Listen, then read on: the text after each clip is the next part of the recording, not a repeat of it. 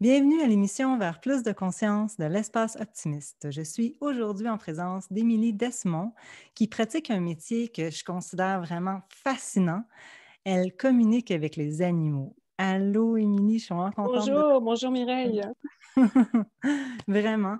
Émilie, j'avais communiqué avec toi, en fait, pour que tu puisses entrer en contact avec une petite boule de poil avec qui je cohabite ici. Et puis, j'avais été vraiment touchée et fascinée de voir à quel point tu arrives à cerner, tu arrives à comprendre un animal. Et puis, je suis restée vraiment mystifiée de ce métier-là. Puis là, je me suis dit, OK, il faut que je l'interviewe parce que ça l'a éveillé en moi tellement la magie, en fait, de la petite Mireille qui m'habite. Et puis, là, j'ai une tonne de questions à te poser. Déjà, j'aimerais savoir d'où vient ce don-là. Alors moi, je considère pas ça comme un don. Pour moi, c'est vraiment quelque chose qu'on a tous. C'est le langage universel par défaut. C'est ce avec quoi on arrive sur Terre, pour moi. Donc c'est le langage commun à tous. C'est juste qu'avec l'éducation qu'on reçoit et puis le formatage neurologique, on va dire, qu'on reçoit par l'éducation et par la manière de voir le monde dans nos sociétés occidentalisées, bah, c'est quelque chose qui se referme, on va dire. Mais Hmm. les enfants, dans leur magie, dans leur innocence du départ, ont tous eu, quasiment tous, en tout cas tous ceux à qui je parle et qui osent s'ouvrir, se rappellent de fois où ils ont discuté avec des petits animaux sauvages ou avec l'animal de compagnie de la famille. Et souvent, bah, ils se sont fait taper sur les doigts ou en grandissant, ils ont appris à dire mais non, mais ça se fait pas, mais on dit pas ça, mais c'est dans ton imagination. Justement, vive l'imagination.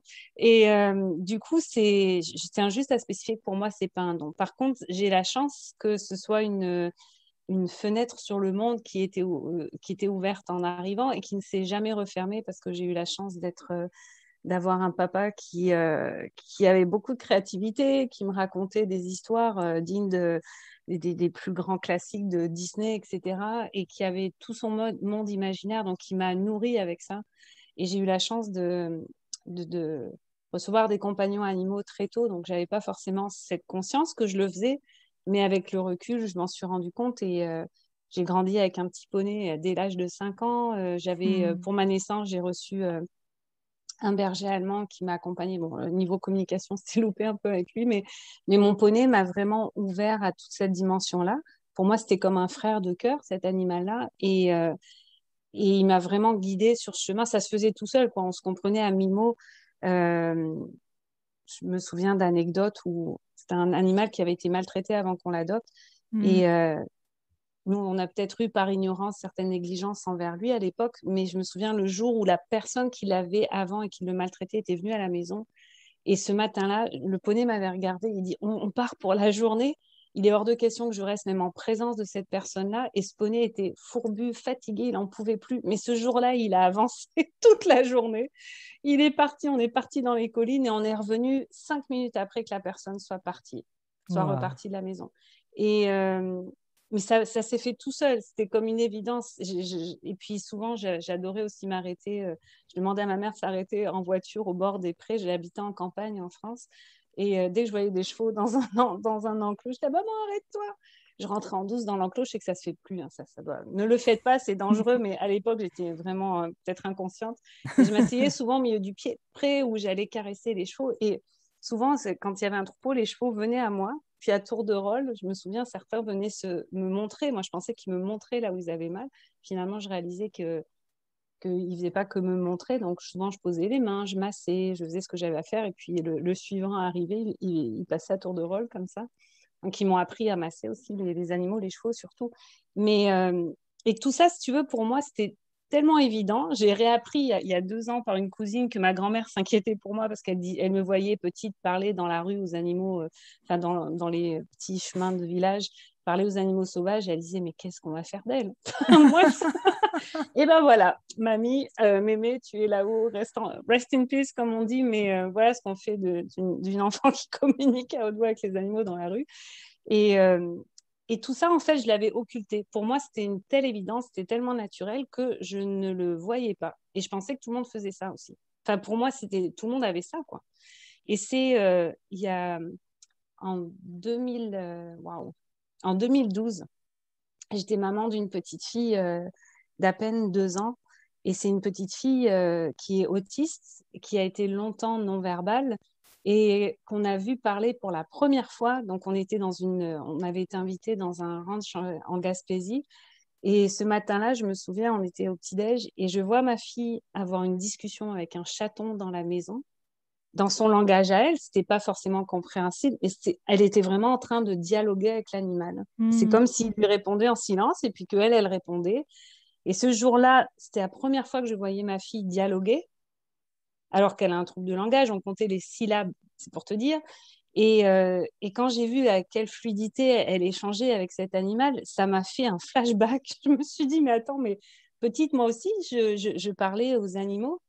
Et puis, je vais tout faire pour la mettre au maximum en contact avec des animaux qui peuvent l'aider. Si ça la débloque comme ça et si ça l'accompagne dans son évolution, c'est sûr que je vais maximiser ces relations-là. Et ça m'a fait le déclic il faut absolument que je me mette au service des animaux qui aident les humains. Hmm. Parce qu'eux, ils aident l'humain, mais qui est à leur service pour les aider eux? C'est Et vrai. ce jour-là, ça m'a chamboulé. Et puis, c'est ça, j'ai eu ce flash, mais moi aussi, petite, je faisais ça. Donc, c'est grâce à ma fille, en fait, que tout s'est réactivé. C'est Puis là, vraiment de fil en incroyable. aiguille, bah, quand tu te pointes chez un conseiller d'orientation pour dire que tu veux faire la com animale et combiner ça du massage pour l'humain et pour l'animal, on te regarde avec Oui, parce que tu un petit peu étais, comme ça. massothérapeute, toi, avant de Oui, oui. formation, et puis maintenant, tu as adapté ça aux animaux. En fait, la petite histoire, c'est initialement, je suis diplômée en communication, mais communication audiovisuelle. Donc, j'avais bossé dans le domaine festivalier, en tout cas, dans le domaine du documentaire, etc. Puis, je n'aimais pas trop l'ambiance. Il y a beaucoup d'hypocrisie dans le domaine et ça, c'est quelque chose que je ne supporte pas. Donc, j'avais décidé de quitter ce milieu-là et de rebondir vers une autre de mes passions qui était la massothérapie. Et comme je te le dis, petite, les chevaux spontanément et les animaux blessés venaient à moi et du coup, je me retrouvais à les masser. Et j'étais monitrice d'équitation pour des camps de jour, pour des camps de vacances quand j'étais plus jeune. Et je me suis dit, comme je massais déjà les chevaux, je me suis mis à masser les cavaliers qui avaient des douleurs et à se faire masser les cavaliers entre eux, etc. Et de fil en aiguille, comme ça, j'ai des amis qui me demandaient à les traiter. Et à un moment, je leur ai dit, bah, il faudrait les traiter, c'est pas le bon terme, mais les masser. À un Mhm. moment, je me suis dit, je vais aller chercher mon diplôme officiellement. Et oui, à l'époque, pour résumer, j'étais bel et bien massothérapeute pour les humains. Et donc, je suis allée me chercher une formation complémentaire comme massopraticienne animalière. Hmm. Et du coup, j'ai amené ça, mais avec un petit twist, comme on dit. C'est-à-dire que je demande à l'animal les besoins de son humain et que c'est basé sur les recommandations de l'animal. Attends, Donc, attends, attends, attends. Tu demandes à l'animal les je besoins. demande, donc quand je fais rééquilibrage humain-animal en massage, Oui, c'est en, basé sur la communication animale. oui. Donc, je demande à l'animal ce qui se passe dans le corps de son humain et où est-ce qu'il a besoin de rééquilibrage. Entre autres, je te donne un exemple. Un cavalier et son cheval. Mhm. Donc, là, on consulte pour je sais pas moi, l'animal n'arrive pas à galoper d'un côté. Et là, l'animal me dit, oui, mais c'est pas moi, c'est que lui a un problème de hanche, il a la hanche bloquée à tel et tel niveau, et puis il a une talonnette normalement qui porte quand il a ses chaussures normales, mais quand il prend ses chaussures d'équitation, il ne met pas la talonnette. Donc, il y a un décalage de quelques centimètres et ça le Wow. déséquilibre. Donc, moi, je compense pour mon cavalier. Donc, il faudra que tu lui dises d'aller voir un ostéo et éventuellement, si tu le masses, c'est dans telle et C'est telle zone et il y a tel et incroyable. tel blocage. J'ai Donc, déjà entendu une histoire pareille que les animaux prennent beaucoup aussi du stress de leur maître et puis souvent quand un animal va avoir un certain problème de santé, je ne sais pas si c'est vrai, tu vas sûrement pouvoir nous démystifier ça. La plupart du temps, ça vient en fait de son humain, ça vient de son maître. Ça serait quelque chose qu'un maître doit régler en lui d'abord. Est-ce que c'est vrai, ça? alors, je vais juste me permettre un petit ajustement. En communication animale, on n'utilise pas le mot maître, on utilise le mot gardien, donc gardien OK. humain et compagnon animal. Hmm. Euh, Parce que la notion de maître, c'est utilisé dans une notion de possession. Or, on ne Mhm. possède pas, d'un point de vue légal, les animaux ont le statut d'être sensibles maintenant et non plus de bien de biens immobiliers. Donc, c'est une précision importante parce que justement, dans cette relation de gardien et compagnon, et surtout, on voit ça chez les animaux domestiqués et les animaux de compagnie, bah, c'est comme si tranquillement, l'animal se fusionnait un petit peu à l'humain des fois et à ses modes de vie plus modernes, etc. Et on voit effectivement beaucoup de projections qui se font conscientes, inconscientes, mais où l'animal va choisir. Ce qu'il faut comprendre, c'est que souvent, quand même, il y a une dimension de libre arbitre. Il ne fait pas que subir. Il y a beaucoup d'animaux qui choisissent d'absorber ou de compenser une partie des déséquilibres de leur humain, que ce soit d'ordre physique, énergétique, psychosomatique, Hmm. émotionnel. Et on va voir, mais il ne faut pas généraliser, ce n'est pas tous les animaux qui choisissent ça. Il y en a qui le subissent, et là, c'est important de le nommer à l'humain à ce moment-là pour qu'il y ait un rééquilibrage qui se fasse et une prise de conscience et qu'il reprenne ce qui lui appartient. Mais de ce dont je suis témoin, en tout cas au quotidien, il y a beaucoup d'animaux qui choisissent consciemment de prendre une partie de cette charge pour aider et Wow. accompagner leur humain. Donc, des fois, on va voir, ça c'est assez extrême et c'est triste quelque part, mais des, euh, par exemple, des humains qui disent ben, à chaque fois, mes animaux meurent d'un cancer. Mais finalement, on se rend compte sur le moyen ou long terme que cette personne était en train de développer un cancer et que ces animaux ont comme pris une partie de la charge et ont soit ralenti le processus, soit tamponné le processus, soit stoppé le processus. Donc, ça, c'est un exemple assez extrême, mais c'est important. Et tu dis donc le fait, Mireille, de prendre soin de soi, c'est de reprendre une responsabilité de nos déséquilibres et effectivement de travailler sur soi en tant qu'humain. Et Hmm. une grosse partie de la communication animale, c'est pour ça que moi, je nomme la notion de coaching interespèce, c'est que si tu fais juste nommer, être le traducteur de ce que l'animal dit, ça c'est la partie communication animale en tant que telle. Mais il y a un chemin à faire du côté de l'humain. Si lui n'applique pas les recommandations que l'animal lui suggère ou ne met pas en place les ressources nécessaires pour s'équilibrer, on en revient à cette notion d'équilibre, s'harmoniser, ben, l'animal va continuer son pattern Hmm. parce que l'humain n'a pas fait sa part. Hmm. Ça m'amène à une autre question, là. Tu sais, toi, tu t'offres le service justement de communiquer avec les animaux, des gens qui veulent juste savoir si leurs animaux sont bien ou en fait s'ils ont une maladie, quelle est la maladie. Parfois, on amène notre compagnon au vétérinaire, puis le vétérinaire n'arrive pas à trouver ce qui se passe. Et puis, ça serait quoi les raisons les plus fréquentes pour lesquelles les gens te contactent pour en savoir plus sur... Alors, je juste, c'est très important, on ne trouve pas les maladies, on ne diagnostique pas de maladies, c'est vraiment un acte réservé aux vétérinaires.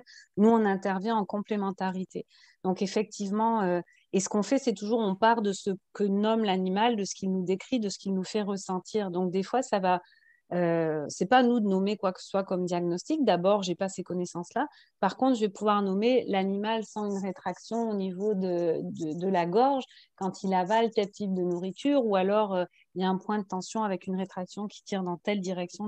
On va parler sensoriellement de ce que l'animal perçoit pour éventuellement aider les vétérinaires ou les intervenants en santé qui n'arrivent pas à trouver ce qui se passe, à leur donner plus de précision. Ce qu'on va voir aussi, c'est par exemple un animal en fin de vie. C'est hyper difficile pour les vétérinaires de jauger est-ce qu'il est prêt, est-ce qu'il lui reste encore assez d'énergie, est-ce que les organes sont en train de lâcher les uns après les autres ou pas. Donc là, comme animal, c'est facile. Tu demandes à l'animal, t'en es où au niveau de ta vitalité. Qu'est-ce que tu ressens dans ton corps, qu'est-ce que tu aimerais, est-ce que tu veux de l'aide à partir ou est-ce que ou est-ce que tu es encore prêt à te battre, et si oui, quels seraient les outils, quelles seraient les ressources qui te Hmm. soutiendraient. Donc, Wow. c'est en ça qu'on peut collaborer.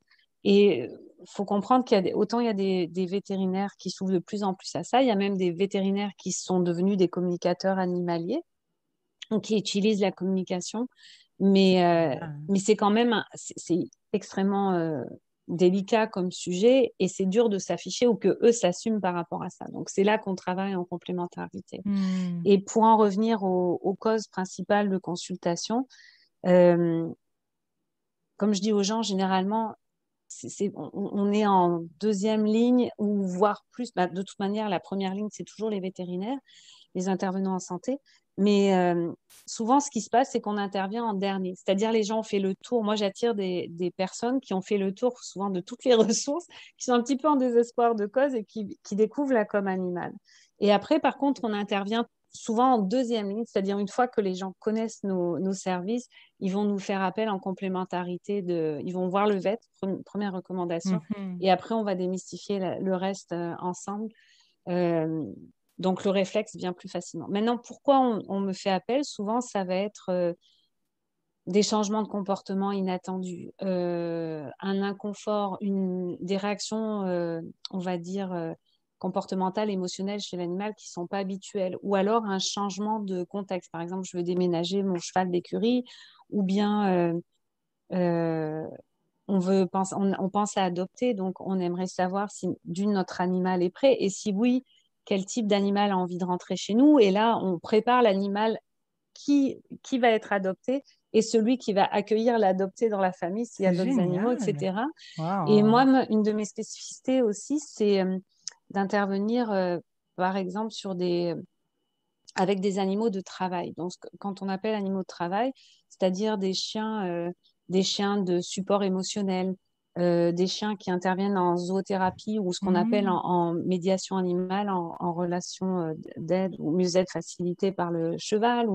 Donc, des animaux qui interviennent auprès de l'humain, mais par Comme exemple chez les soutien, en quelque zoothérapeutes, sorte. comme soutien Mhm. exactement, on les appelle animaux partenaires d'intervention en zoothérapie, ou Mhm. alors des animaux pour des vétérans, ou voilà. Donc, et dans ce cas-là, c'est de s'assurer que l'animal est dans sa vocation réelle, parce que souvent, on va voir chez ces animaux-là en communication, c'est vraiment des animaux, on veut s'assurer qu'ils aient la vocation, et quand ils l'ont, c'est génial, et ils vont préciser avec beaucoup de pertinence quelle est leur clientèle cible, à quelle fréquence ils veulent être en interaction. C'est Il n'y a pas génial. de limite, c'est juste pas ton imagination, mais ton ouverture au possible. Et moi, je trouve Hmm. ça super important de s'assurer que leur environnement est adéquat, que une chose qui me tient à cœur aussi, c'est l'équipement qu'on utilise avec les animaux, donc le type de harnachement, les colliers, l'environnement, qu'est-ce qui fait réagir dans un environnement en termes de composés organiques volants qui vont les agacer, par exemple, au niveau polluant, au niveau sonore. On ne pense pas, mais une petite fontaine décorative dans une maison, il y a des ultrasons qui sont dégagés. Donc ça va perturber Mhm. la stabilité auditive de certains animaux, etc., etc. Donc comment ils se sentent par rapport à leur vocation, pour ceux qui en ont, et est-ce que c'est les bons matchs, est-ce que c'est les bons pairages qui sont faits avec leur humain quand ils interviennent, et, euh, et puis, dans leur environnement, qu'est-ce qu'on peut faire pour améliorer leur quotidien? Donc, en termes, c'est ça, vraiment, équipement qu'ils portent sur eux, équipement alentour, type d'espace, etc. Relation à l'espace, relation à l'écosystème et à l'environnement autour. Voilà. J'imagine que ça doit arriver que tu tombes justement sur un... Si tu dis, est-ce qu'il y a cette vocation-là, tu dois être tombé sur des animaux, des chiens, par exemple, qui sont malheureux à faire ce métier-là, entre guillemets, et puis grâce à C'est la communication, tu as pu les sortir de là, j'imagine, enfin, c'est ça espérons-le. qui est délicat. C'est que des fois, tu tombes accidentellement sur ces cas-là. Et si tu n'as pas le... Moi, je me tiens vraiment au code d'éthique des communicateurs et l'idée, c'est s'il n'y a pas la demande qui a été faite de la part de l'humain, c'est plus délicat, tu t'abstiens d'habitude parce que tu n'auras pas de levier d'action. Il faut que l'humain soit engagé dans le processus pour pouvoir mettre en place les recommandations et qu'il ait l'ouverture Qu'est-ce que d'esprit tu veux aussi dire? Tu veux dire, quand tu dis qu'il faut avoir l'approbation en fait, de de celui l'humain, qui, du gardien. Ouais. ouais, du gardien. Ça veut dire qu'il y a des choses que tu n'oserais pas dire tant aussi longtemps que le C'est-à-dire, gardien par n'est pas exemple, en accord. j'interviens dans un élevage ou dans une écurie de propriétaires où chaque box est occupé par un cheval qui appartient à différentes personnes. D'accord? Mhm. Et là, les animaux me voient arriver, ils sentent que je Que les tu entends. entends, Donc ouais. là, je me retrouve à avoir plein de demandes. Je suis l'allée, je te jure, et j'ai genre, oh, tu diras ça à mon humain et tout. Et je suis obligée de leur dire, je dis, moi, je viens pour tel cheval. Aujourd'hui, si tu as une requête particulière, trouve le moyen que ton humain entende parler de moi. et je renvoie la balle. Et ce que je fais, par contre, je donne l'exemple d'une écurie, mais je dis ce que je vais faire, c'est s'il y a une problématique commune à toute l'écurie, je vais faire en sorte qu'elle soit nommée au propriétaire de l'écurie, de la structure, ou à la personne responsable pour que tout le monde en bénéficie. Mais si ton humain n'est pas prêt à entendre ce que tu as à dire, Ok. qu'est-ce que je peux faire pour toi? Si l'humain n'est pas là, il va se dire de quoi tu te mêles. Imagine que ce soit une histoire de maltraitance et tout. Donc là, c'est la Il faut partie vraiment glisse. faire attention parce que ça pourrait vraiment mal passer. Puis, Exactement, c'est la partie glissante de la ouais. communication animale. Et nous, on veut favoriser un maximum d'harmonie. Donc, on ne veut pas faire ça Mhm. dans le dos des humains. On ne veut pas pointer du doigt méchamment. On fait du mieux qu'on peut là où on en est. Ça doit Moi, être j'estime ça. difficile parfois, par contre, de ne pas pouvoir dire certaines choses. Hein. Ben, c'est là où ta notion d'éthique, après, elle va être propre vraiment à ton degré de sensibilité, à ton courage, à ton Mm. engagement. Euh, et que tu apprends, tout comme tu apprends à aller valider l'information dans toi pour t'assurer que tu as la bonne information en communication, Mhm. j'ai appris par la force des choses à aller vérifier en dedans de moi, OK, là, il y a quelque chose qui dérape vraiment. Est-ce que je le dis même si on m'a rien demandé ou je ferme ma trappe? Mm. Fait que Et tu dois être à l'écoute de ta propre intuition aussi. Et exactement, puis, c'est vraiment ouais. ça. Et c'est là tout le travail, toute la subtilité du travail, je dirais, parce que, Parlant de communication, vas-y, je ouais. serais curieuse de savoir, c'est comment est-ce que tu entends les réponses? Est-ce que c'est justement des phrases, des mots, tu les entends comme en télépathie? C'est des images qui te viennent? Ça arrive comment ça? Pour moi, c'est multisensoriel. Donc, j'entends, je vois, je goûte, je sens. Au niveau tactile, j'ai l'information kinesthésique, on va dire, Hmm. proprioceptive. Donc, ça passe vraiment, c'est multisensoriel. Et après, il va y avoir des animaux comme les humains qui sont plus kinesthésiques, donc plus dans te faire sentir les choses. Tu sais, genre, j'ai mal là, ah, tu vas avoir une petite douleur dans ton épaule. À toi, si tu as choisi de scanner l'information à l'interne, ou alors tu vas avoir une image de l'animal où tu vois, tu sais, l'épaule flasher, fou, fou, fou, j'ai mal dans cette zone-là. Wow. Et puis, tu peux aussi, tu as certains animaux qui te laissent voir à travers leurs yeux, donc tu vas avoir leur perspective directement comme si tu étais dans leur espace. Wow. C'est Ça doit vraiment être génial. multisensoriel. Et des fois, tu as cette phase, le sixième sens, ou ce que certains appelleraient la claire connaissance, où pouf, l'info te vient, c'est une pensée, tu sais pas d'où ça vient, tu sais pas pourquoi, mais c'est là, et tu as l'info qui se download automatiquement, au-delà des sens, quoi, au-delà des cinq Et sens. tu entends aussi des phrases, des mots, des Oui, paroles. ça dépend des animaux. Tu en as des fois, ils vont te faire entendre le bruit. Donc, c'est pas les mots, c'est le bruit qui les environne. Et là, ça va te donner des clés. Par exemple, s'il y a un bruit agaçant qui les stresse, ou des fois, tu vas entendre le bruit de l'orage parce que c'est anxiogène pour certains animaux, ou tu vas entendre le bruit d'un compteur électrique qui les chicote en permanence à longueur de temps. Et après, ils vont t'expliquer en mots, en phrases, ou sinon, il y en a qui sont moins éloquents et puis qui te donnent juste quelques mots-clés comme ça. Tu vas entendre quelques mots ou tu vas entendre la voix de leur humain. Comment, des fois, certaines personnes dans leur environnement s'expriment quand le gardien a le dos tourné, comment, je ne sais pas moi, le palefrenier ou la personne en charge dans le service de garde pour chiens va leur parler. Donc, c'est vraiment intéressant.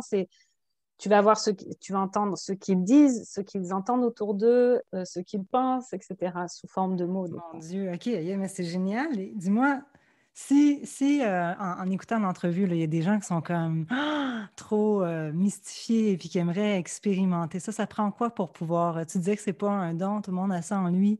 Qu'est-ce que ça prend? Est-ce que tout le monde pourrait arriver à communiquer là, avec les animaux? Alors, Ça ce que prend. ça prend, c'est Ouais, une bonne dose de courage, OK.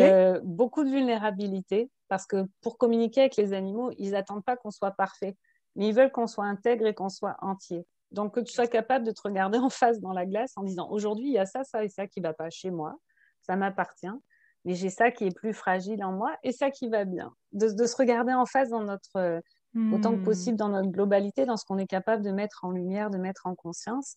Et avoir le courage de nommer sans juger. Donc, avec notre code d'éthique des communicateurs, on a vraiment le devoir de retranscrire, entre guillemets, en mots humains, l'intégralité de ce que nous dit l'animal. C'est pas à nous de censurer, de jauger, de dire « Ah non, je peux pas le dire comme ça ». S'il le dit comme ça, s'il le dit avec ce ton de voix, s'il le dit avec ces termes-là, il n'y a pas de hasard. Donc, il faut honorer. Et des fois, ce qui est dur, c'est que ça peut ébranler l'humain, mais même dans ses bases tellement profondément qu'il faut Hmm. pouvoir ramasser derrière. l'humain. C'est là que je dis que c'est bien de pouvoir traduire, mais il faut être capable de D'où le ramasser l'humain courage, avec des outils. aussi, tu disais. Ouais. Mais quand je Et me le souviens courage, parce que quand... ça vient du cœur, parce qu'on est Ouais. centré au cœur en tout cas pour moi, c'est essentiel qu'on soit centré au cœur et qu'on sache pourquoi on fait cette com. Donc, Hmm. si c'est pour se faire mousser, si c'est pour se faire valoir, si c'est juste pour l'argent, on va se prendre une claque tôt ou tard de la part du règne animal. Ça demande une droiture Ils vont se intérieure, je venger. te jure. Non, non, mais vraiment, c'est Tu te retrouves en ça. forêt et puis tu vas te faire Toi, encercler tu par vas. une Non, meute de loups. Et puis... Non. non, mais Mais OK. Mais alors, c'est ça. C'est d'être authentique, en fait. ouais, Authentique, authenticité, intégrité et savoir. vulnérabilité. OK. Et puis courage. Je me souviens quand j'avais communiqué avec toi, tu sais, tu m'avais dit attends-toi pas à nécessairement entendre ce que tu as envie d'entendre. Et puis, tu sais, que c'est pas, ça va pas être nécessairement agréable ce que tu vas entendre. Et puis, ça, on n'a pas l'habitude. Tu sais, puis c'est vrai que c'est OK, il faut se préparer là, parce que je veux comprendre qu'est-ce qui se passe avec mon compagnon.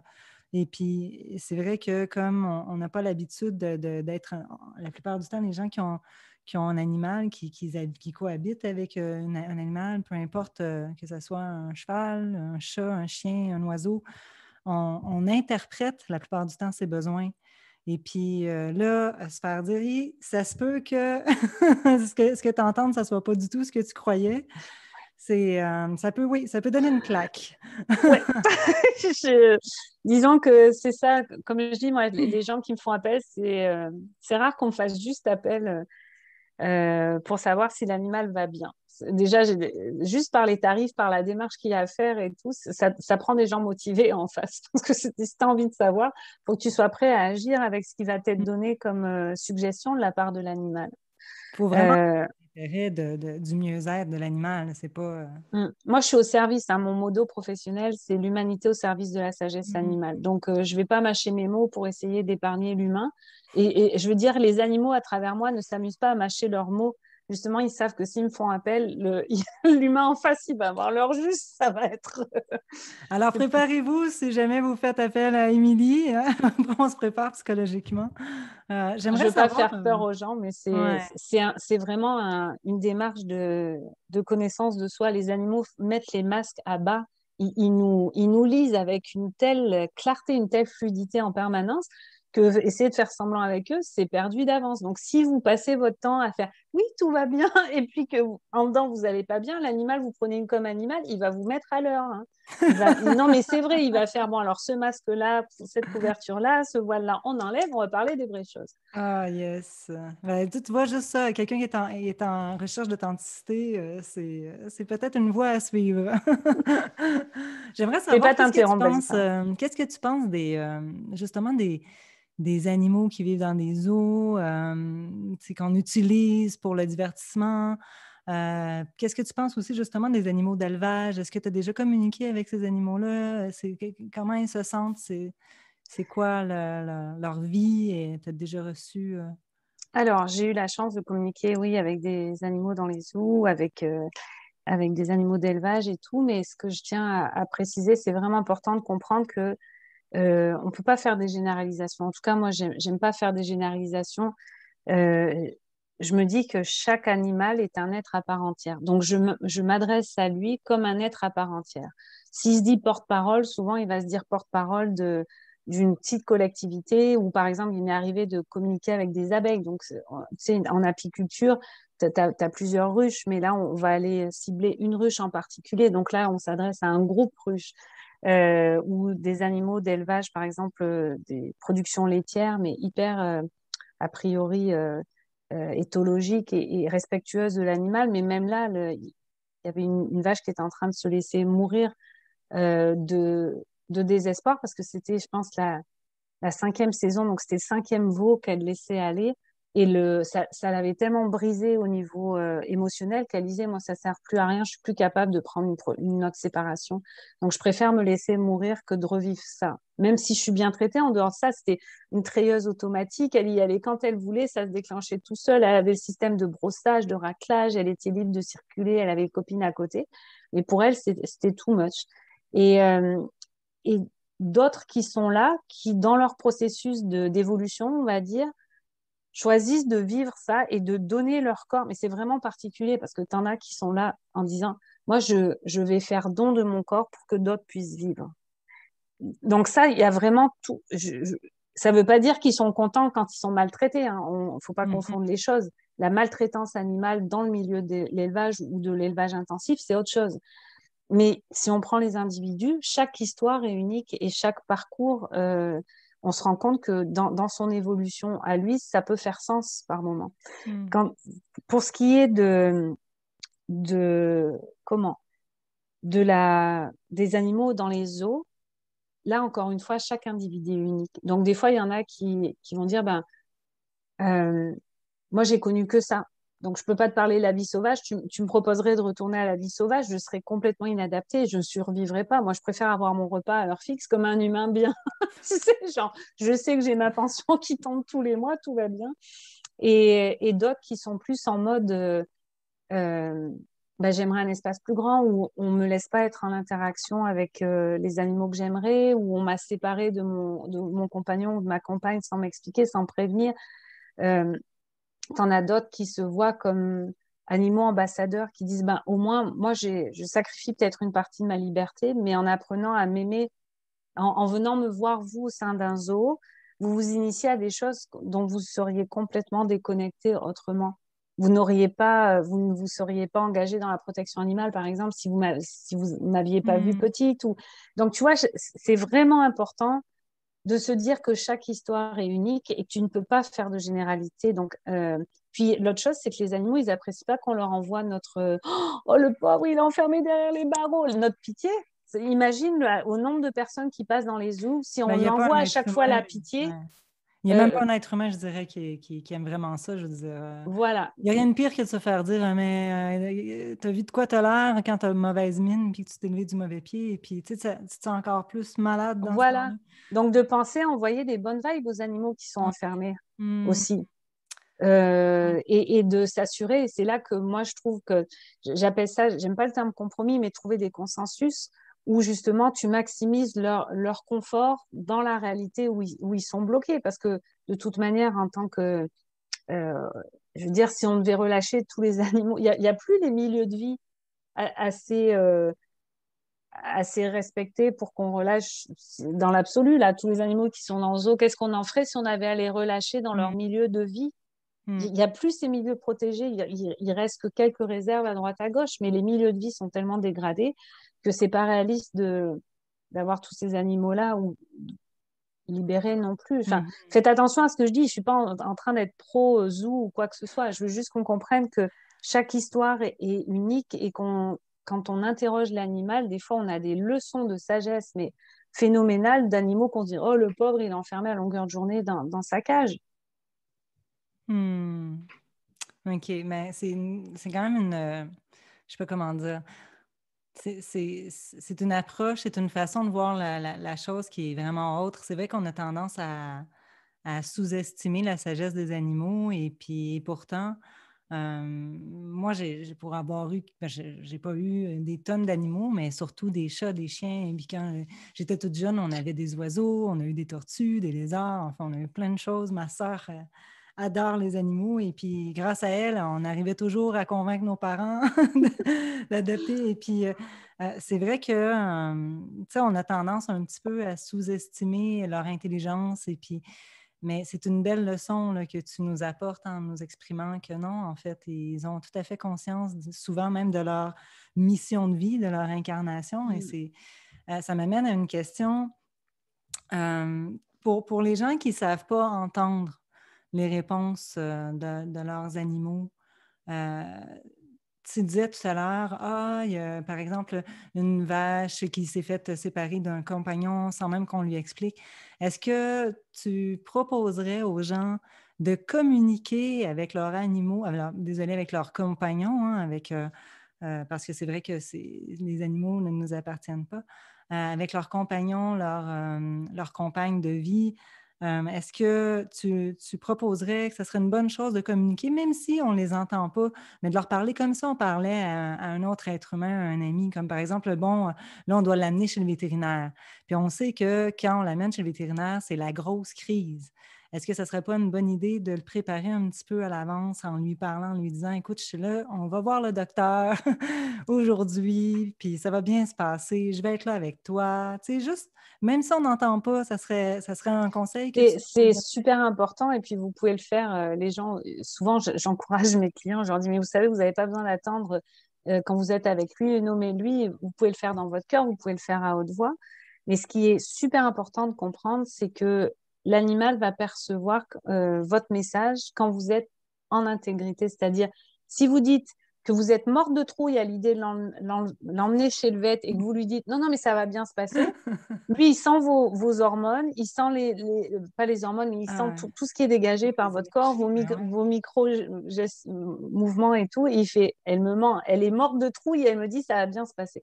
Donc, c'est d'être intègre, c'est de dire, écoute, aujourd'hui, on a rendez-vous chez le vétérinaire, j'appréhende ce qu'ils vont trouver, mais je vais être là avec toi et on va le faire ensemble. Ça, c'est intègre. Et là, il y a une cohérence qui s'installe dans votre message. Et ce que vous envoyez, parce qu'il faut comprendre que quand on explique les choses, on va dégager un scénario sous forme d'image. Et les animaux captent énormément nos images mentales. Et souvent, ce qui perturbe la communication, c'est le manque de congruence, le manque de cohérence entre ce qu'ils perçoivent de notre imagerie mentale et ce qu'on dit. Non, non, mais viens ici, viens, je vais te donner des croquettes. Mais en danse, c'est putain, il faut que je l'amène chez le vétérinaire. Aïe, aïe, aïe, il va encore se débattre dans la cage et là, il risque de griffer l'assistante vétérinaire. Donc, c'est ça que vous avez en tête. Donc, juste reconnaître, on va y aller plus soft aujourd'hui. Oui, on va chez le vétérinaire, mais on va y aller ensemble. Et tu vois, ou alors, euh, quand ça va mal, d'arrêter de dire non, non, mais ça va bien aller. Nommer. Si vous êtes triste, que c'est votre animal en fin de vie, que vous avez peur de le perdre, mais oui, tu sens ma tristesse en ce moment, ça va être un grand vide quand tu vas être parti, j'appréhende ton départ. Au lieu de faire non, non, mais ça va bien aller, on va prendre soin de toi, on va te sauver, on va faire tout ce qu'il faut pour te sauver. Mais l'animal, il est en train de partir, c'est trop tard. Donc, c'est ça, c'est cette droiture dans la communication qui est le plus dur à apprendre comme animal ou quand on apprend à partager. Et un autre petit truc, donc, pensez à ce que vous voulez voir manifester chez l'animal. Donc, si vous savez qu'il communique par les images, imaginez ce que vous aimeriez voir se manifester. Au lieu de, par exemple, vous dites à votre chien, arrête de sauter quand il y a des invités qui arrivent à la porte. Bon, en période Covid, il y en a moins, euh, mais tu vois, c'est ça. Et dans votre tête, vous avez quoi? Vous avez le chien qui est en train de sauter. Non, mais dans votre imagerie mentale, c'est ça, il est en train de sauter à quatre pattes pour saluer et lécher le visage de vos copains. Donc, vous, lui, ce qui capte, c'est ce que vous avez là, dans l'imagerie. C'est pas ce que vous dites, c'est ce qui se dégage réellement de vous. Donc, lui, qu'est-ce qu'il fait? Eh ben, il va accueillir les copains en leur sentant dessus parce que c'est ce qu'il voit dans le scénario à chaque fois de ce que vous dégagez. Donc, petit truc, les amis, les animaux, les enfants non plus, et l'univers n'entend pas la négation. Donc, quand vous dites surtout ne saute pas, ben là, qu'est-ce qu'il fait? Il va sauter. Donc, surtout, garde les quatre pattes au sol ou reste calme à terre, mais formulez de manière affirmative, positive ce que vous voulez. C'est Et vous allez voir, intéressant. ça va faire une grosse différence. Wow! Aïe, aïe, c'est génial. Merci pour ce tuyau-là parce que c'est vrai que, bon, par rapport à la négation, c'est déjà un bon point. Puis en plus, l'imagerie, tu sais, d'avoir à penser à ça, c'est vrai on va avoir tout le temps tendance à imaginer le contraire de ce qu'on dit. Bon, je ne sais pas si ça va être censuré. Je t'en donne une sauce, d'accord? On va Vas-y. dire, surtout n'imagine pas une girafe. Ben, je l'imagine tout de suite. Ok, moi, dans mes cours, je dis surtout n'imaginez pas Donald Trump en slip.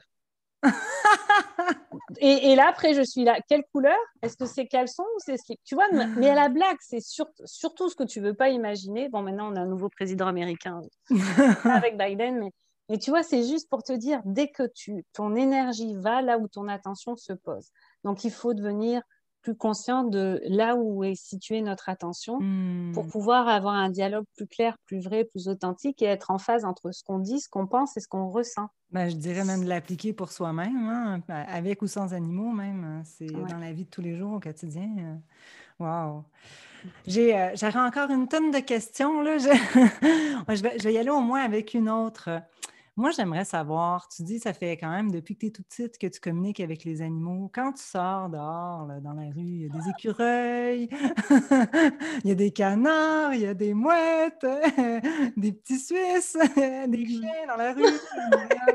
Est-ce que tu entends plein de choses? Qu'est-ce qui se passe? Je serais vraiment curieuse. Je trouve ça vraiment mystérieux de savoir comment une personne communique avec les animaux vit. C'est son quotidien. J'ai la chance, je ne sais pas si c'est une chance parce que moi je suis de la campagne à la base, j'adore revivre en campagne, mais là je suis à Montréal, donc dans une ville quand même. Donc quand tu parles des écureuils, effectivement, j'ai ma petite gang d'écureuils dans le quartier qui m'a fait découvrir une maison très spéciale parce que tout le monde se réunit là. Donc je passais le matin, j'étais là, mais qu'est-ce qui se passe dans cette maison? Parlez-moi, là, il y avait les moineaux, il y avait les écureuils, ils étaient 5-7 écureuils en train de se taper la causette, le petit-déj, les pigeons qui sont juste au-dessus de cette maison-là et tout. Donc, c'est intéressant parce que tu apprends des choses sur le quartier à travers les animaux. Non, mais c'est vraiment... Tiens, mais la dame est vraiment gentille dans cette maison, elle nous nourrit tout le temps. Et puis, tu te rends compte que c'était une ancienne activiste qui est super engagée au niveau sociétal, qui en tout cas, bon. Wow. Mais du coup, tu apprends des choses des fois. Et puis, mais ça, c'est les petits animaux sauvages. Qui des fois t'envoie valser en disant oh, toi l'humaine qui te souvient enfin comment faire là c'est comme tu sais on veut pas forcément parler avec toi là passe ton chemin. Et ce qui est rigolo c'est avec les chiens parce que moi je regarde pas les propriétaires, je regarde pas les gardiens, je salue directement le chien et puis t'en as donc quand je me balade dans la rue j'ai le regard tourné vers les chiens qui se baladent et puis là c'est ben mais tu m'entends? Des fois, c'est vraiment comme ils n'ont pas l'habitude. Mais tu m'entends? Mais ok. Puis là, ils commencent à me raconter leur vie. Ça m'est arrivé l'autre fois sur la rue Laurier, un chien qui parlait de oui, mais à chaque fois qu'il me dit d'avancer, il va falloir que tu lui parles parce qu'à chaque fois, il me dit d'avancer. Mais là, dans sa tête, il me voit piler comme ça. Alors, je ne sais pas ce qu'il veut. Puis ce petit chien, sur le coup, je me dis, je ne m'en mêle pas, il ne m'a rien demandé. Donc, je passe mon chemin. Je sors d'un autre magasin, 100 mètres plus loin, je recroise le chien qui avait pilé tout poil devant le magasin et qui était en train de démontrer ce petit blocage. Il dit, ce coup-ci, tu peux lui en parler parce qu'il n'a pas compris. Donc, s'il te plaît, c'est pas pour rien qu'on se recroise 2 fois, s'il te plaît, parle-lui. Donc là, je me suis tournée vers monsieur, j'ai fait, excusez-moi, voilà, peut-être une petite suggestion pour votre chien parce qu'en fait, dans ce qui semble émerger de votre tête, c'est voulu montrer exactement l'inverse. Donc, formulez-lui à l'affirmative ce que vous voulez voir. Et puis, j'ai quand même mis en contexte, je dis, je suis communicatrice animalière professionnelle, je dis, ça fait 2 fois qu'on se croise, vous n'avez pas fait attention à moi le premier coup, mais votre chien m'avait déjà interpellée, donc ce coup-ci, j'honore parce que ça fait 2 fois qu'il me demande. Et le gars a rigolé, mais finalement, j'ai observé la scène de loin, il avait encore bloqué dans sa tête, et puis d'un seul coup, il a désactivé, et puis là, le chien s'est mis à avancer. Donc, c'est juste super rigolo, en fait, parce que tu te fais recadrer, tu as autant de personnalité animale que tu as de personnalité humaine. Et c'est génial de voir leur réaction genre de quoi tu te mêles, mais qu'est-ce que tu me veux, mais c'est pas parce que tu parles, non, mais tu te prends pour qui? Et d'autres qui sont quelqu'un qui m'entend, bah, c'est cool, bah, tu passeras le bonjour. Bah, tu sais, qui te tape la jazette. C'est génial. Et des fois, tu découvres que tu peux mettre à off. Donc, des fois, je demande en disant, là, j'ai besoin de me concentrer sur moi. Donc, aujourd'hui, la radio est à off parce que j'ai besoin d'être juste concentrée. Mais ça, c'est pratique. Fait que tu as ce pouvoir-là aussi, là, quand tu as vraiment... Le pouvoir, je ne sais pas. Celui-là, il doit être travaillé. Par contre, apprendre à tourner à on et à off et à donner notre cadre et nos limites, c'est important. Ah, wow, c'est vraiment... J'aurais encore une tonne de questions, mais je pense que ça serait peut-être intéressant, sinon, au pire, de faire une deuxième entrevue. Avec grand plaisir. Je te remercie vraiment pour toutes ces informations-là. Je serais aussi curieuse de savoir les questions des gens. Si jamais vous avez des questions en écoutant cette entrevue-là, vous ne gênez pas de les poser en dessous de la vidéo et puis je ferai le relais à Émilie. Si on veut communiquer avec toi pour savoir, pour avoir tes services ou tes formations, on peut aller Alors, le meilleur moyen, c'est d'aller sur mon site web. Donc, je pense que tu afficheras, mais c'est www.emiliedesmond.com. Là, vous verrez, je demande aux gens de m'ajouter souvent sur Facebook et de m'envoyer leurs coordonnées par Messenger. Pensez à ajouter votre courriel parce que pour les suivis, c'est plus facile. J'oublie toujours de le demander. Et vous allez voir, il y a une section marquée rendez-vous dans le site web. Ça explique les questions. Donc, ça gagne du temps. Si vous m'envoyez directement les informations complètes dès le départ, on gagne beaucoup de temps. Et après, ça dépend des périodes. J'ai à peu près un délai de 3 semaines d'attente. Et j'y vais aussi en fonction de l'urgence et de ce que me donne l'animal. Donc, pour le retour sur rendez-vous, c'est moi qui vais vous rappeler avec des dispos au fur et à mesure que ça se libère. OK. Et puis, Voilà. tu donnes aussi des formations sur ton site Internet. On a Alors, les accès. formations ne sont pas à jour sur le site parce que j'ai une liste d'attente en fait entre la France, la Suisse, la Belgique et le Québec. Du coup, je rappelle d'abord les personnes qui étaient en attente. Donc, si vous êtes intéressé pour les prochaines dates de formation et tout, Mhm. sur ma page perso, souvent Émilie Desmond, là, je partage. Mais vous pouvez me contacter en privé, puis je vous donnerai les prochaines dates. C'est Là, des il va y cohortes avoir des de... dates de formation que tu vas donner via Zoom le 14, 15 et 16 mai, 18, 19 et 20 mai. Oui. Celles-ci sont, Juin. OK. Là, tu as parlé de mai, c'est Ouais. le 18, 19 et 20, c'est juin. OK. Alors, Ouais. 14, 15, 16 mai, Mais 18, 19 et 20 juin. oui, et OK. puis en Et été, là, pour l'instant, j'en ai pas posé parce que j'espère pouvoir les offrir en présentiel. ça serait C'est génial. des petites cohortes, c'est une dizaine de personnes pour les Zooms en tout cas. Et, euh, et c'est Et comment ça vraiment, fonctionne en présentiel? Est-ce que souvent tu loues une salle ou tu te déplaces? Comment souvent, l'accueil? c'est les gens qui m'invitent en fait par région. Donc, OK. souvent, on On peut va me proposer. organiser ça dans notre Oui, région si on ouais, veut. ouais. Il me faut un lieu agréable où on a assez d'espace à cause de la distanciation. Et puis, tant qu'à faire, où il y a des animaux, comme ça, on peut voir avec les animaux qui Hmm. sont sur place, ceux qui ont envie de communiquer Oh, pendant c'est le très week-end bien. de formation. Ouais. Et c'est Alors, c'est ça. des Donc, week-ends, c'est des 3 jours, 2, 3 jours. c'est 2, 3 jours, ouais. OK. Mm. C'est OK. un 15 heures, c'est un bloc d'une quinzaine d'heures, mais c'est réparti au moins sur 2 jours. Et des fois, le vendredi, je vais faire une petite intro pour que les gens puissent apprendre à se connaître, se familiariser, savoir comment ça va se dérouler et tout. Mais Mhm. sinon, c'est 15-16 heures intensives. C'est 9 à 18 souvent quand on est sur place. Et puis, c'est réparti sur 3 jours quand c'est par Zoom, puisqu'on est à cheval sur plusieurs fuseaux horaires. Mhm. Et, euh, et l'idée, en fait, c'est vraiment de plonger, de vous donner les outils, de tout ce que je vous décris là pour aller savoir intérieurement si vous êtes bien aligné. Est-ce que est-ce que l'information doit être partagée? Si oui, comment? Est-ce que l'animal est ouvert, etc., réceptif et tout? Tout ça, on va aller l'explorer et puis par quel sens ça passe? Est-ce que vous êtes plus kinesthésique, plus audio, etc.? Comment combiner ces sens-là? Mhm. Et c'est sûr que ça demande un travail après de pratique. Ça, je ne vous l'offrirai pas. C'est à vous de plonger. C'est à vous d'oser expérimenter et d'apprendre à vous faire confiance en le faisant. Il n'y a pas de miracle, hein. Même, ça fait des années que je pratique comme professionnelle, mais j'ai toujours la petite boule au ventre avant de me lancer. Et la différence, c'est que même avec la petite boule au ventre, j'ose me lancer. Mhm. J'attends pas que la petite boule au ventre disparaisse parce qu'on a toujours l'espace Mhm. on n'est pas des devins, on n'est pas des médiums. Je me considère pas médium, je suis vraiment traductrice. Donc des fois, on a peur de se tromper et c'est correct. Cette peur-là, elle fait partie de notre vulnérabilité. Et l'idée, c'est de l'accueillir, d'y faire de l'espace et de faire quand même, d'oser plonger quand même. C'est vraiment ça Mhm. ma démarche par rapport à l'initiation. J'appelle ça initiation ou introduction en com parce que j'ai pas un niveau 1, 2, 3, 4. C'est un week-end intensif, je vous partage toutes mes clés. Après, vous pratiquez avec ça. Et éventuellement, il y aura du coaching de groupe plus tard où il y aura des retours, des masterclass. Mais quand les gens ont fait leurs expériences, je retiens pas d'infos. Je suis pas du genre à faire la rétention d'informations.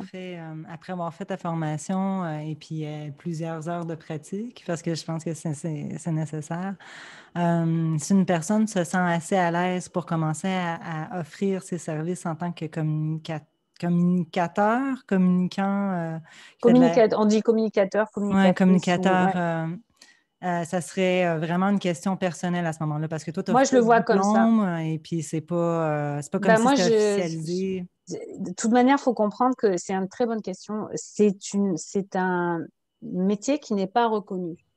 Donc, il n'y a pas une législation particulière ou un cadre juridique particulier. Moi, je me tiens vraiment à notre code d'éthique parce qu'il y a une communicatrice qui s'est donné la peine de le mettre en place à force d'essais, d'erreurs, je dirais. Une des pionnières, Penelope Smith, là, une des pionnières en Amérique du Nord. Et, euh, et pour moi, c'est une démarche. Moi, je suis plus en mode coaching, donc je vous donne des outils et à vous de faire le chemin Mhm. parce que je peux pas vous prendre par la main. Et la com animale, c'est de l'authenticité vis-à-vis de toi-même avant tout. Donc, d'avoir toujours quelqu'un qui te tient la main, ça te sera pas utile. D'avoir quelqu'un qui t'écoute, qui revient sur tes feedbacks, qui te nourrit dans ton expérience, qui te donne quelques petits ajustements aux besoins. Ça, je trouve ça plus pertinent. Puis ça serait de tester peut-être avec les animaux des voisins, les animaux des Oui, amis, et puis mais avec voir... des animaux, avec des gens qui veulent bien, qui font pas Oui, ça pour bien vous sûr, mettre au bien test, sûr. des gens bienveillants. Et pour moi, donc, non, je donne pas de. Je pense que je donne une attestation de participation, comme quoi vous avez fait 15 heures de formation avec moi. Mais c'est à chacun, je trouve, de se sentir assez à l'aise et de se dire, ben là, je me sens prêt. Et j'ai plusieurs élèves qui sont lancés professionnellement. Il faut comprendre que généralement, au sein du week-end, tout le monde aura réussi à communiquer. Tout Wow! le monde réussit. Ça donne vraiment envie Tu d'aller vois, expérimenter ça, d'aller explorer ça. après le degré de finesse, de perception et tout, vous allez l'ajuster, vous allez Ouais. l'aiguiser, vous Oui, allez oui, le, c'est le ça. parfaire. C'est Mais juste de... c'est ça. Et après, c'est selon, est-ce que tu te sens appelé par ça? Moi, c'est souvent une question de courage. Est-ce que tu vas avoir le courage d'assumer ce que tu dis quand tu communiques? C'est ça qui fait la différence entre un professionnel et un Ouais. amateur, je dirais. Mm. C'est est-ce que tu es prête à te faire payer pour partager un message, pour traduire Mm. un message, en étant prête Ouais, à faut en assumer vraiment... les conséquences? C'est ça, il faut vraiment accepter d'affronter ses peurs, entre guillemets, parce que c'est sûr on peut penser qu'on se trompe. Mais moi, je trouve que c'est fascinant comme métier, ou même si c'est pas, même pour les gens qui n'en font pas un métier, c'est fascinant, ça amène tellement de magie dans la vie. Tu sais, quand on y pense, quand on est enfant, c'est vrai qu'on a tous vécu un peu quelque chose qui ressemble à avoir communiqué avec des animaux, ou même pour ceux qui voient les auras, voir des Mmh. couleurs, et puis, on s'est tellement fermé à toutes ces facultés-là que nous avons tous. Et pourtant, c'est ce qui rend la vie tellement magique. Je trouve que ça amène tellement d'étincelles, de beauté, à savoir qu'on peut communiquer avec les animaux. Aïe, aïe, je trouve que c'est génial, vraiment. Mais tu vois, tu l'as dit plusieurs fois. C'est en fait, je vous parle que c'est un gros processus. C'est un gros processus parce qu'on est formaté. Mais une fois que tu te réouvres à ça et que tu as fait le ménage, c'est ça la formation, c'est surtout faire du ménage en fait. Parce Mm. qu'une fois que tu retombes dans ton cœur, dans ta pureté, dans ton innocence, dans ton cœur d'enfant, mais, euh, mais ça se fait tout seul. Ça se fait tout le temps, la com animale. Mm. Ça fait partie de cette essence dont on est porteur et de cette innocence, de cette pureté dont on est porteur aussi. Mm. Donc la magie, elle opère en permanence. C'est juste qu'on réouvre les yeux sur cette magie-là. On réouvre nos Oh. oreilles, on réouvre tous nos sens sur cette magie qui opère en permanence. Et ça Oh. nourrit le cœur d'enfant. En fait, c'est faire le ménage de l'adulte, libérer Ouais. l'excès de De tous ces blocages mentaux, programmes-là, ces exactement, croyances-là pour qui... reconnecter et retrouver cet Ouais. élan de notre enfant intérieur. C'est vraiment, Ah. c'est ça Ah. qui demande du Ça doit courage. changer la vie quand même, hein, juste Ah oui, ouais, ouais, complètement. vraiment. Oh, merci, Émilie, ça a été un Merci partage à vraiment toi, c'était un génial, régal. c'était C'est passé extraordinaire. tellement vite. Vraiment, Merci, ça sera un plaisir de te recevoir à nouveau. avec grand Ouais. plaisir. Et merci pour ce que tu fais, d'amener de l'inspiration et des solutions alternatives au monde, de redonner du pouvoir sur Oui. ce qui nous habite en fait, naturellement. Merci beaucoup.